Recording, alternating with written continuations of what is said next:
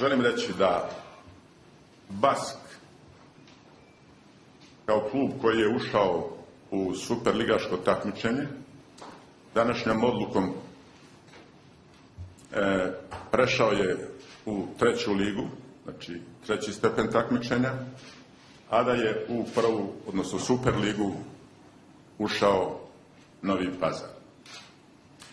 Umjesto BASK-a, koji je također bio osnov, mislim na osnovu njihovog zahtjeva u ligi, ušla je Kolubara. Na osnovu? Odnosno, ostala je Kolubara kao prva, bila je prva ispod crte.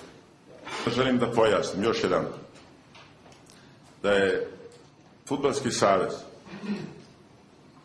imajući u vidu vreme neko iza nas, vreme u kome smo nekada imali koncentraciju prvoligaškog fudbala u Beogradu ili još poneki klub van Beograda, odluku je, odnosno u statutu smo uneli tačku 5 po kojoj izvršni odbor Fudbalskog saveza može da popuni ligu ukoliko se na bilo koji način ukaže prilika da neki klub neće nastaviti takmičenje.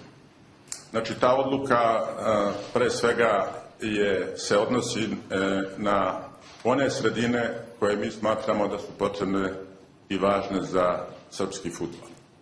Dakle, to je jedna odluka koja daje pravo izvršnom odboru da iz lige koja je iza popuni superligaško takmičenje u ovom slučaju sa klubom iz onih sredina koji su po našem mišljenju potrebni kao klubovi i sredine koje pomažu bržem i boljem razvoju srpskog fudbala.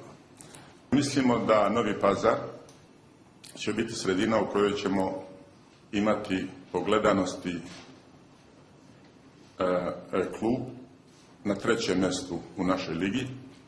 Očekujemo da ćemo tamo imati između 8 i 10 hiljada ljudi, da se gradi novi stadion u zajednici lokalne samouprave i države i da je iskoristio mogućnost da u apsolutnom dogovoru sa BASK-om naprave sporazum po kome će Novi Pazar da igra fudbal, odnosno da bude uključen u superligaško takmičenje. Ima problema, naša komisija je tamo bila, našla niz nedostataka, bit će im određeno vreme kao jedan imperativ, kao uslov uz ovu odluku da mora, što se tiče i normativne delatnosti i organizacione strukture i svih uslova koje licenciranje predviđa da urade u roku koji do početka lige.